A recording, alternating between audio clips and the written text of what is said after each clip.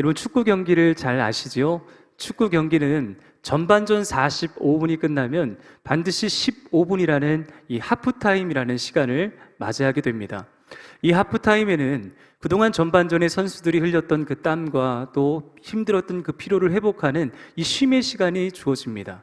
또 물을 마시기도 하고 수분을 보충해서 이제 후반기를 잘 뛸 수 있는 준비들을 하지요. 근데 단순히 쉬는 시간만은 아닙니다. 이 하프타임에는 반드시 전반전에 했던 자신들의 이 모습들을 돌아보면서 이제 후반전에는 새롭게 새로운 전술과 함께 새로운 경기의 주도를 잡기 위해서 새로운 것들을 꿈꿀 수 있는 시간이 바로 하프타임이라는 시간입니다. 여러분, 우리의 인생도 이런 하프타임의 시간이 반드시 필요합니다. 열심히 성공을 위해 달려가는 것도 너무 귀하고 중요하지만 그 성공의 걸음을 멈춰서서 그때 멈춰섰을 때 비로소 보이는 것들이 있거든요. 그리고 그 하프타임 시간에 반드시 우리가 점검해야 될 신앙의 기본기들이 반드시 있습니다. 미국의 유명한 사업가이자 작가인 밥 버포드라고 하는 분이 이 하프타임이라는 책을 쓰셨는데, 이 책은 전반기라고 하는 인생의 성공을 위해서 열심히 달려온 이 저자가 자신의 인생을 돌아보면서 그런 고백을 남겼습니다. 제가 잠깐 읽어드리겠습니다. 전반전에는 너무나 많은 것에 주의를 빼앗기는 통해 삶에서 가장 중요한 것에 집중하지 못한다. 하프타임에 들어선 이유는 삶의 답을 찾지 못한 채 더 이상 무작정 달리고 싶지 않기 때문이다. 세밀한 속삭임이 마침내 내 주의를 사로잡고 그 목소리에 대답하지 않으면 다시는 경기장으로 돌아갈 수 없음을 깨닫는다. 여러분, 이 책의 내용은 정신없이 경기장 안에서 뛰는 것도 너무 중요하지만 이제 숨을 잠시 고르고 내가 경기를 뛰었던 것이 옳은 방향으로 뛰었던 건지 아닌지를 이 점검하는 시간이 반드시 필요하다는 것입니다. 오늘은 2026년도 6월 마지막 주일을 우리가 맞이했습니다. 이 마지막 주일은 마치 2026년도 한 해를 보내는 우리 인생의 하프타임을 우리가 마주하게 된 것입니다. 상반기 동안 돌아봤을 때 여러분, 성공한 일도 있을 것이고 또 속상한 일도 있을 것이고 또 때로는 가슴 아픈 일도 또 기쁜 일도 있을 것입니다. 그 모든 일을 한번 돌아보면서 이 하프타임 속에 우리가 반드시 점검해야 될 것들이 몇 가지 있습니다. 자, 오늘 본문은 인생의 하프타임을 맞은 여호수아와 이스라엘 백성들에 관한 이야기입니다. 여호수아와 이스라엘 백성들은 이 가나안 진격 전쟁의 첫 번째 여리고성 전투에는 승리를 했습니다. 그리고 두 번째 아이성 전투에는 패배를 했습니다. 자, 그리고 세 번째 다시 이 아이성 전투를 준비했는데 여기 세 번째는 성공을 합니다. 자, 이들의 성공 앞에는 뭐가 있었냐 하면 실패가 있었습니다. 자, 실패 뒤에 얻은 성공은 여러분 얼마나 기쁘겠습니까? 축제를 벌이기에 아주 충분한 요소 아니겠습니까? 즐겁게 또 잔치를 열고 축제를 즐기기에 즐겁지만 오늘 이 이스라엘 백성들과 여호수아가 했던 행동은 무엇일까요? 오늘 그것을 이 세 가지로 한번 우리가 다시 돌아보기를 원합니다. 이 첫 번째는요, 함께 좀 따라하겠습니다. 예배로 삶의 중심을 다시 세우라. 여러분, 손흥민 선수를 다들 잘 아시죠? 그 손흥민 선수의 아버지가 쓰신 책이 있는데요, 모든 것은 기본에서 시작한다는 책이 있습니다. 이 책을 보면 손흥민 선수의 아버지 손흥전 선생님이 예전에 이제 과거 프로축구 선수셨대요. 그리고 측면 공격수로서 이 축구 선수를 프로 시절을 보냈는데 자기에게는 수비수 한 명 제낄 만한 어떤 발재간도 없으셨답니다. 기술력이 그만큼 부족했다는 거예요. 그래서 자기가 할 수 있는 건 뭐냐면 치고 빠르게 달려서 이게 골을 넣는 이 방법을 항상 썼다고 합니다. 자, 그런데 이 송웅정 선수 선생님이 이제 나중에 은퇴를 하고 나서 그의 아들 손흥민 선수가 아빠, 나는 정말 축구가 너무 하고 싶어요. 근데 이제 이 아버지가 뭐라 그랬냐면 아들아, 이 축구가 보통 힘든 게 아니란다. 그래도 너 정말 축구 할 거야? 그랬더니 예 아버지, 저 축구 할래요. 그래서 가만히 생각을 해봤는데 이제 아들을 가르쳐야 되지 않습니까? 자, 그런데 자기가 어떤 축구 철학도 없었대요. 그래서 곰곰이 생각을 하면서 내가 이 축구 철학을 먼저 세워야 되겠다. 그 아버지가 세웠던 축구 철학이 뭐냐면 이거랍니다. 나처럼 하면 안 된다. 이게 축구 철학이었대요. 평소에 이 한국 축구의 고질병이라고 하는 건 뭐냐면 결과에 집착하는 겁니다. 과정은 전혀 없고 그냥 결과에만 집중하는 게 이 한국 축구의 고질병이다. 그래서 자신의 아들 손흥민 선수를요, 기본기를 가르치는데 이 기본기를 6개월, 1년 가르친 게 아니라 7년 동안 기본기만 가르친 거예요. 여러분, 축구 선수들이 이렇게 공을 다룰 때 그의 기본기가 탄탄한 것을 어디서 알 수 있냐면, 이렇게 볼이 이렇게 날아올 때요, 그 볼을 어떻게 첫 터치를 하느냐, 이걸 보면 이 축구 선수의 기본기가 그대로 나온다고 합니다. 손흥민 선수는 7년 동안 단 한 번도 쉬지 않고 친척 집에 가지도 않으면서 개인 기본 훈련을 이렇게 열심히 연습했다 그래요. 자, 그걸 본 그의 아버지가 이렇게 책에 기록했습니다. 뭐냐면, 나는 농부의 마음이다. 365일 파종한다. 하루라도 손을 놓으면 열매를 거두기 어렵다. 농부가 아무리 씨를 많이 심고 물을 주고 햇빛을 많이 비춰주더라도 여러분, 그게 자기 뜻대로 되지 않을 때가 있습니다. 모든 환경과 조건들이 잘 받쳐줘야 됩니다. 자, 반대로 이 씨를 뿌렸는데 햇빛이 비춰지지 않고 비가 내리지 않으면 그것 또한 열매를 쉽게 맺을 수 없는 거예요. 무조건 해야 될 게 있습니다. 뭐냐면 땅을 잘 개간을 해야 됩니다. 마찬가지로 여러분, 성경의 원리는 결국 심은 대로 거두는 겁니다. 이게 이제 성경의 원리예요. 오늘 이 손흥민 선수가 자신이 이제 분데스리가 데뷔가 2010년인데 그때 첫 경기에서 골을 넣었을 때 대서특필 보도된 게 하나 있습니다. 뭐냐? 혜성처럼 등장했다는 거예요. 혜성처럼 등장했다. 그런데 손흥민 선수의 아버지가 이걸 굉장히 부인합니다. 이 세상에 어떤 분야에 있던 사람이든지 절대로 혜성처럼 나타난 사람은 없다는 거예요. 보이지 않는 곳에서 철저하게 기본기를 다지는 시간이 있었기 때문에 이렇게 발현된 것뿐이지, 기본기 없는 그냥 선수, 기본기 없는 어떤 사람은 없다는 것입니다.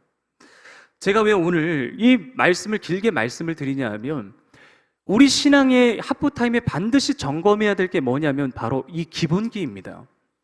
여러분, 신앙에도 반드시 이 기본기를 잘 점검하지 않으면 우리가 이 남은 후반전, 하반기의 삶을 잘 살 수 없는 거예요. 그 중에 첫 번째 우리가 점검해야 될 영역이 뭐냐면 바로 이 예배의 영역입니다. 예배의 영역. 오늘 여호수아와 이스라엘 백성들이 이제 승리를 거두고 했던 건 뭐냐? 에발산에 거기에다가 이제 제단을 이렇게 쌓게 됩니다. 어떻게 보면 오늘 이 본문 말씀은 그냥 지나칠 수 있는 쉬운 구조의 말씀이지만 잠시 우리가 숨을 고르고 멈춰서서 잠시 멈추라는 거예요. 왜냐하면 전쟁보다 더 중요한 게 있기 때문입니다. 그 뭐냐? 우리의 기본기가 잘 다져져 있는지를 돌아봐야 되기 때문이에요. 여러분, 여호수아와 이스라엘은 3전 2승 1패입니다. 뭐 이 정도면 충분히 예선 통과할 수도 있는 거예요. 그러나 반드시 점검해야 될 것이 기본입니다. 이미 모세에게 명령하신 하나님의 말씀이 있었습니다. 우리 신명기 27장 4절과 5절의 말씀을 한번 같이 읽겠습니다. 너희가 요단을 건너거든 내가 오늘 너희에게 명령하는 이 돌들을 에발산에 세우고 그 위에 석회를 바를 것이며 또 거기서 내 하나님 여호와를 위하여 제단 곧 돌단을 쌓되 그것에 쇠 연장을 대지 말지니라. 아멘. 자, 지금 이스라엘은 이 아이성 전투에서 승리 이후에 어디로 가냐면 곧바로 세겜이라는 곳에 갑니다. 이 세겜이라는 거리는 약 30km, 직선 거리로 30km 정도 되고 산으로 향하면 한 이틀 길을 걸어가야 되는 그 먼 거리를 가요. 그리고 그 먼 거리에서 가장 먼저 뭘 하냐? 모세에게 명령한 그 기록된 말씀에 있는 그대로 에발산에 제단을 쌓습니다. 한번 사진을 좀 보여주시죠. 아마도 이게 지금 이곳이 바로 이 세겜 땅인데 여기 이 세겜 땅에서 여호수아가 제단을 쌓은 곳이 바로 이 지점이 아닐까 추정을 하고 있습니다. 이 세겜이라는 곳은 어떤 곳이냐면 과거에 이 아브라함이 가나안 땅에 들어갔을 때 제일 먼저 제단을 쌓은 곳이 어디냐? 바로 이 세겜입니다. 결국 이 세겜은 믿음의 고향이에요. 그리고 이 세겜에서 모세에게 명령하신 그 하나님의 명령을 이제 여호수아가 그대로 행합니다. 에발산에 제단을 쌓는 거예요. 여러분, 바로 오늘 본문 말씀도 그걸 말씀합니다. 우리 본문 말씀 30절 말씀을 우리 한번 같이 읽겠습니다. 본문 30절입니다. 그때 여호수아가 이스라엘의 하나님 여호와를 위하여 에발산에 한 제단을 쌓았으니. 여러분, 인생에 좋은 일이 있을 때 축제를 즐기는 건 당연합니다. 기쁜 일이 있을 때는 반드시 축하를 해줘야 됩니다. 격려도 해줘야 되고 잔치도 벌여야 됩니다. 그러나 믿음의 사람들은요, 승리가 있을 때, 실패가 있을 때 반드시 제일 먼저 해야 될 게 있습니다. 승패에 상관없이 우리는 하나님을 의식하는 거예요. 여러분, 그게 뭡니까? 예배입니다. 이스라엘 백성들이 지금 승리 직후에 했던 것을 보면 제단을 쌓고 그 제단 앞에서 하나님을 예배하는 일을 가장 먼저 했다는 거예요. 여러분, 예배라는 것은요, 하나님께서 내게 베풀어 주신 은혜를 기억하고 그 은혜에 감사하고 보답하는 게 바로 예배입니다. 은총에 대한 인간의 반응이 예배이지 않습니까? 결국 예배한다는 것은 뭐냐면 모든 것이 하나님의 은혜였습니다 고백하는 신앙의 고백이고 행위입니다. 여러분, 결국 예배라고 하는 것은 내가 예배를 통해서 지금까지 상반기 동안 모든 것은 내가 한 것이 아니라 다 하나님의 은혜였다고, 하나님의 인도하심이었다고 고백하는 것이 바로 예배입니다. 어떤 사람들은요, 예배를 하지 못하는 사람들이 있습니다. 그 사람들의 특징은 뭐냐? 자만하기 때문에. 자만한 사람들의 특징은 하나님을 예배하지 않고 누구를 예배하냐면 나 자신을 예배하게 됩니다. 자, 성경에 그런 기록들이 많이 있는데 대표적 예로 여러분 바벨론 왕 느부갓네살을 잘 아시죠? 바벨론 왕 느부갓네살은요, 하나님을 예배하지 못했던 사람입니다. 그 시대에 이 바벨론 왕 느부갓네살이 있을 때 통치 시기는 아수르 제국이 세계를 제패했던 시기거든요. 자, 그 시기에 이 바벨론 왕 느부갓네살이 모든 세계가 아수르가 제패하고 있을 때 다시 이제 바벨론이 그 힘을 가지고 옵니다. 굉장히 위대한 업적을 세우게 됩니다. 자, 그리고 그 다음에 했던 행위 뭐냐면 자신의 형상을 따라 이 금신상을 크게 만드는데 금신상이 약 27m 높이의 금신상을 만드는 거예요. 아파트 9층 높이입니다. 그리고 모든 사람들에게 여기 금신상에다가 절하라 그렇게 명령을 합니다. 그런데 유일하게 절하지 않은 사람이 있죠. 누구입니까? 바로 다니엘의 세 친구입니다. 사드락, 메삭, 아벳느고는 그 금신상에 절하지 않았습니다. 하나님께 예배를 드리지 않는 사람의 행동을 한번 보십시오. 어떻게 하냐면 자기를 예배합니다. 하나님을 예배하고 제단을 쌓는 행위는 뭐냐면 모든 것이 하나님의 은혜였고 하나님의 도우심이었다고 고백하는 행위고 하나님을 높이는 행위인데, 반대로 하나님을 예배하지 못하는 인생은 자신을 예배하는 거예요. 모든 것이 내 의고 내 수고이고 내 노력이고 내가 지금까지 해온 결과라고 고백하는 겁니다. 여러분, 이 바벨론 왕에게 힘든 시간들이 찾아와요. 이제 왕으로서 있는 것이 아니라 쫓겨나고 7년 동안 짐승과도 못한 그런 삶을 삽니다. 자, 그리고 다시 하늘로 우러러 봤을 때 하나님이 그에게 다시 총기를 허락해 주셔서 다시 왕위의 자리에 복직하는데, 복직하자마자 그가 했던 행위가 뭐냐면 우리 다니엘서 4장 37절 말씀을 함께 같이 읽겠습니다. 그러므로 지금 나 느부갓네살은 하늘의 왕을 찬양하며 칭송하며 경배하노니 그의 일이 다 진실하고 그의 행하심이 의로우심으로 교만하게 행하는 자를 그가 능히 낮추심이라. 아멘. 이제 교만했던 왕이 누구를 찬양하냐면 하나님을 찬양하게 된 거예요. 자기 영광을 구했던 이 사람이 이제 하나님의 영광을 구하고 하나님의 은혜를 기억하는 사람이 되었다는 것입니다. 여러분, 상반기를 돌아보실 때 우리는 분명히 잘 된 일도 있고 잘 안 된 일도 있을 것입니다. 성공을 경험했을 수도 있고 실패를 경험했을 수도 있습니다. 자, 성공과 실패의 자리에서 이 영적 하프타임을 맞은 우리가 반드시 점검해야 될 기본기는 뭐냐?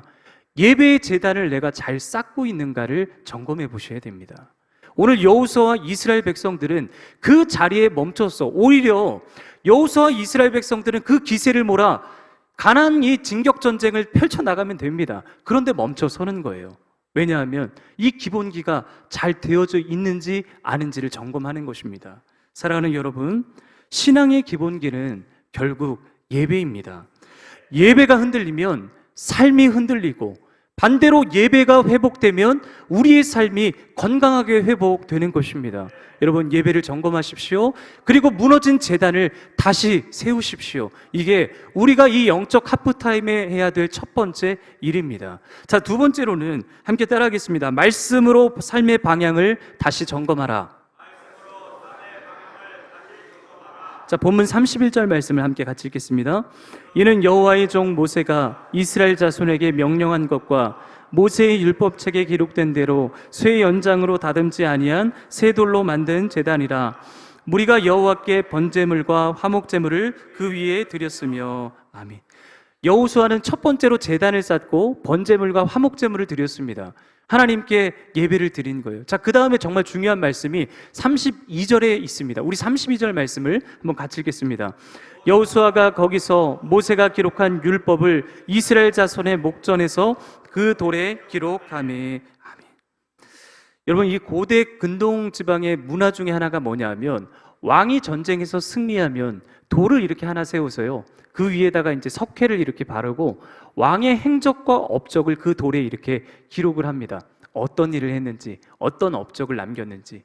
자, 그런데 오늘 이 신명기에 있는 말씀은 이미 모세가 그렇게 모세에게 주신 하나님의 명령이었습니다. 모세의 율법을 오늘 이 여호수아는 돌에다가 이제 기록을 남깁니다. 여러분, 오늘 이 여호수아가 돌에 말씀을 기록하는데 이스라엘 백성들을 지금까지 인도하신 왕은 누구십니까? 하나님이십니다. 그리고 이 승리를 주신 분도 누구십니까? 하나님이십니다. 그 하나님에 대한 감사와 영광을 고백하는 것이 바로 이 여호수아와 이스라엘 백성들이 한 행위입니다. 중요한 것은 승리의 비결이 무엇이냐 하면요, 그들의 전략도 군사도 그들이 가지고 있는 군대의 힘도 아니었습니다. 뭐냐? 말씀이라는 거예요. 말씀에 집중하게 될 때 비로소 우리는 승리 그리고 형통의 은혜를 누리게 됩니다. 이미 여러분, 이것은요, 여호수아가 가나안 진격 전쟁 가기 전에 이미 하나님께서 두려워하고 있는 여호수아에게 말씀한 말씀이 있습니다. 우리 여호수아서 1장 7절과 8절 말씀을 한번 같이 읽겠습니다. 오직 강하고 극히 담대하여 나의 종 모세가 내게 명령한 그 율법을 다 지켜 행하고 우로나 좌로나 치우치지 말라. 그리하면 어디로 가든지 형통하리니 이 율법책을 내 입에서 떠나지 말게 하며 주야로 그것을 묵상하여 그 안에 기록된 대로 다 지켜 행하라. 그리하면 내 길이 평탄하게 될 것이며 내가 형통하리라. 아멘. 이미 가나안 땅에 들어가기 전에 하셨던 말씀이고, 그 말씀을 붙들 때 여호수아에게 이미 승리를 약속하셨습니다. 뭐냐? 말씀입니다. 여러분, 말씀을 우리가 이 하프타임에서 반드시 점검해야 될 건 뭐냐면, 말씀을 기준 삼아 점검을 해야 되는 거예요. 지금 이제 뒤에서 기다리는 전쟁은요, 앞에서 있던 아이성 전투 그리고 여리서 고성 전투보다 훨씬 더 큰 전투가 기다리고 있습니다. 가나안 남부 연합군이 이제 이 여호수아와 이스라엘 백성들을 기다리고 있습니다. 자, 그들과의 싸움을 하기 전에 중요한 건 뭐냐? 그들이 흔들리고 있는 이 기본을 다시 돌아보고 점검하는 거예요. 그런데 기준이 있습니다. 뭐냐? 전쟁에서 중요한 것은 전략과 사람의 수와 이 무기인데, 그것을 점검하는 게 아니라 신앙을 점검하라는 거예요. 그 신앙 중에서도 바로 말씀을 통한 점검입니다. 여러분, 우리의 인생을 점검하는 기준은 내 감정이 돼서는 절대 안 됩니다. 내가 살아온 삶의 방법, 그게 내 기준이 돼서도 안 됩니다. 그리고 세상의 평가가 절대적 기준이 될 수 없습니다. 우리에게 유일하게 기준이 될 수 있는 것은 하나님의 말씀뿐입니다. 여러분, 말씀 앞에 서야 됩니다. 이 영적 하프타임에 우리가 반드시 말씀 앞에 서서 지난 상반기 내가 정말 잘 달려왔는지, 내가 잘 걸어왔는지, 내가 분명한 목적을 향해서 하나님이 원하시는 일을 향해서 걸어가고 있는지를 돌아보셔야 됩니다. 여러분, 오늘 이 율법을 어디에 기록했냐면 돌에 기록했다 그랬는데, 돌은요, 지워지지 않습니다. 평생 기억해야 될 말씀을 여호수아가 새기는 거예요. 그리고 그 기록된 말씀을 백성들과 함께 같이 나눕니다. 우리 본문 33절 말씀을 우리 한번 같이 읽겠습니다. 온 이스라엘과 그 장로들과 관리들과 재판장들과 본토인뿐 아니라 이방인까지 여호와의 언약궤를 맨 레위 사람 제사장들 앞에서 궤의 좌우에 서되 절반은 그리심산 앞에 절반은 에발산 앞에 섰으니 이는 전에 여호와의 종 모세가 이스라엘 백성에게 축복하라고 명령한 대로 함이라. 아멘. 여러분 보십시오. 이 말씀에 지금 누가 말씀 앞에 섰냐면요, 온 이스라엘, 그리고 장로들, 관리들, 재판관들, 본토인들 뿐만 아니라 이방인들. 여러분, 말씀은 결국 한 사람을 향한 주목한 말씀이 아니라 온 이스라엘 전체가 들어야 될 말씀, 모두가 다 함께 이 말씀을 듣는 것입니다. 여러분, 교회는요 공동체입니다. 공동체는 뭐냐? 함께 우리가 같이 같은 말, 같은 마음, 같은 뜻으로 합하는 공동체가 교회 공동체예요. 오늘 이스라엘 백성들이 지금 승리 이후에 함께 나눴던 거 뭐냐면, 기록된 여호와의 말씀을 모든 청중과 회중들이 다 들을 수 있도록 말씀을 낭독하는 것입니다. 여러분, 이 앞에 서 있는 목사가 먼저 말씀을 잘 들어야 됩니다.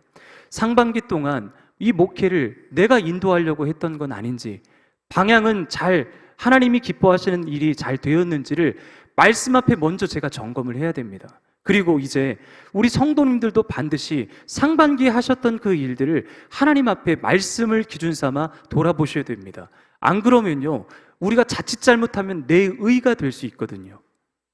모든 것이 내가 수고했기 때문에, 내가 열심히 노력하고, 내가 열심히 일하고, 내가 열심히 땀 흘렸기 때문에 내 의가 되면요, 절대 하나님의 예배할 수 없는 사람으로 섭니다.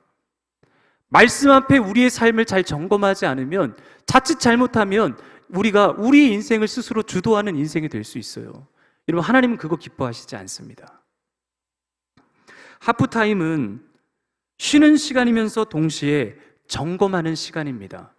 말씀 없이 쉬기만 하면 또다시 같은 방향으로 우리는 되풀이될 수밖에 없습니다. 그러나 말씀을 기준 삼으면 우리가 잘못된 방향이 어디서부터 잘못되었는지를 점검할 수 있고, 다시 우리가 새로운 방향과 목적을 향해 다름질할 수 있습니다. 사랑하는 성도 여러분, 상반기를 돌아보면서 스스로 한번 이렇게 물어보십시오.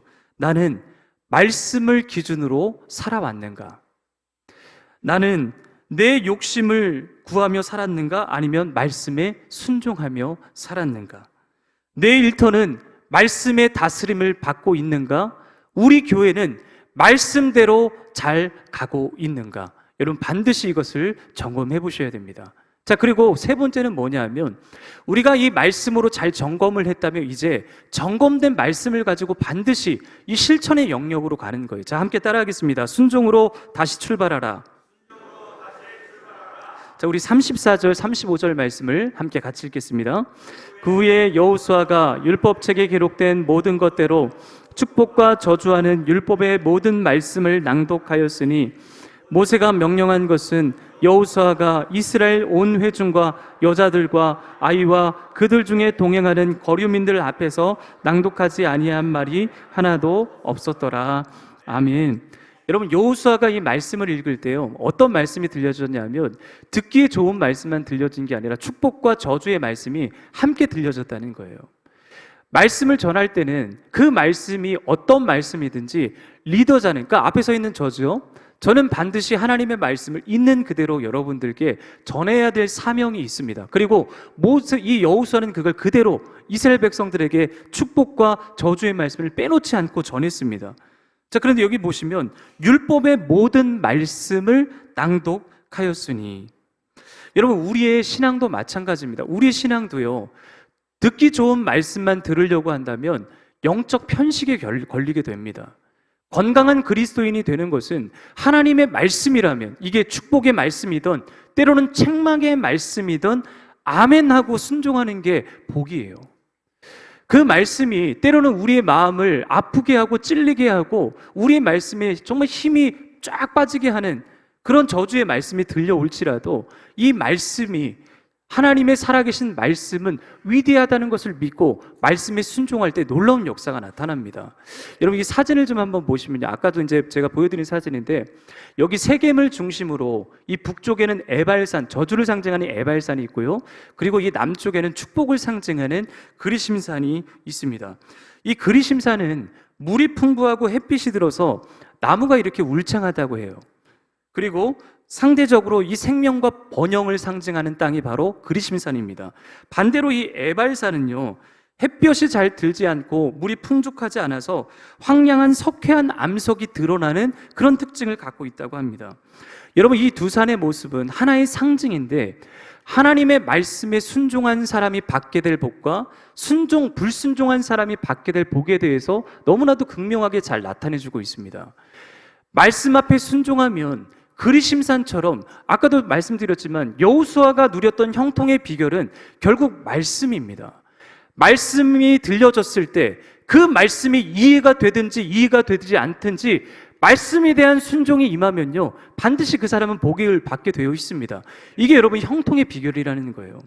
예수님께서 이 땅에 오셔서 공적 생애를 사실 때 산상수훈의 말씀으로 우리에게 말씀을 하셨습니다. 여러분, 그런데 그 산상수훈을 한번 떠올려 보십시오. 듣기 좋은 말씀만 하셨습니까? 아니요. 예수님은 오히려 넓은 길이 아니라 자꾸 좁은 길로 가라고 말씀하셨습니다. 좁은 길. 여러분, 신앙은 편한 길만 있는 게 아니라 때로는요, 오른뺨을 돌려대면 왼뺨을 대줘야 되고, 누군가가 내 속옷을 달라 하면 내 겉옷까지 내어줘야 되고, 오리를 가자 하면 이제 십리를 같이 걸어가주는 너무 힘든 이 초자연적, 이 초윤리적인 이야기를 우리가 하나님 예수님을 통해 들었습니다. 여러분, 그런데 이 말씀이 들려졌을 때 그 말씀에 대해서 순종을 하게 되면요, 반드시 우리가 얻게 될 것은 뭐냐? 이 그리심산의 축복이라는 거예요. 말씀에 대한 순종은 반드시 하나님께서 우리에게 형통의 복으로 역사하십니다. 여러분, 그걸 잘 나타내는 한 일화가 하나 있는데요, 제가 이것도 이제 쇼츠에서 본 이야기인데, 제가 지난 교회에 있었을 때 이 무브먼트, 그러니까 라이트하우스 무브먼트 대표이신 이 홍민기 목사님을 한번 부흥의 강사로 초청한 적이 있었습니다. 이 홍민기 목사님이요, 미국에 계시다가 이 한국으로 오시면서 제일 첫 번째 사역하셨던 곳이 어디냐면 노량진에 있었던 강남교회라고 합니다. 이 강남교회 고등부 사역을 맡게 되셨는데, 이제 맞자마자 여름 사역을 준비를 하셨어야만 했대요. 그래서 여름 수련회를 준비하는데 그 수련회에 고등부 학생들이 몇 명 참여하는지 참가 신청서를 이렇게 받아보았답니다. 그런데 거기에 불참이라는 표시에 적혀 있는 표시가 대략 3분의 2 정도 됐다는 거예요. 그래서 조사를 해보셨답니다. 무슨 일이 있었는지, 왜 불참을 하는지. 근데 대다수의 학생들이 뭐 때문에 불참을 적었냐면 학원 때문에. 근데 이 목사님이 기도하다가 하나님이 그런 감동을 주셨대요. 그 학원에 찾아가라. 이게 쉽지 않지 않습니까? 그런데 이 목사님이 그 말씀에 대해 순종을 해서 학원을 찾아가신 거예요. 누구세요? 들어가셔서 인사를 했답니다. 저는 여기 강남교회 고등부를 섬기는 홍민기 목사라고 합니다. 제가 다른 게 아니라 우리 교회에서 이번에 여름 수련회를 진행하는데 아이들을 데리고 가야 되는데 아이들이 이 학원 때문에 수련회를 못 간다고 하니까 원장님, 그 기간만큼은 휴강을 하시던지 아니면 학원 문을 닫아 주십시오. 아니, 이게 무슨 말입니까? 얼마나 황당하셨겠어요. 이 원장님이 딱 들으시더니 목사님이 아이들 인생 책임질 겁니까? 빨리 나가십시오. 빨리 나가십시오. 학원 성적 떨어지면 목사님 다 책임지실 겁니까? 근데 이 목사님 그 이야기를 듣고 나가다가 하나님 그런 감동을 주셨대요. 원장님, 혹시 성경에 여리고성 사건 이야기를 아십니까? 여리고성이라는 성이 있었는데 이스라엘 백성들이 하나님께서 명령하신 그 여리고성을 하루에 한 바퀴씩 6일을 돌고 7일째 되는 해 7바퀴를 돌았더니 여리고성이 무너졌답니다. 제가 오늘부터 여기 여리고성 기도회를 할 겁니다.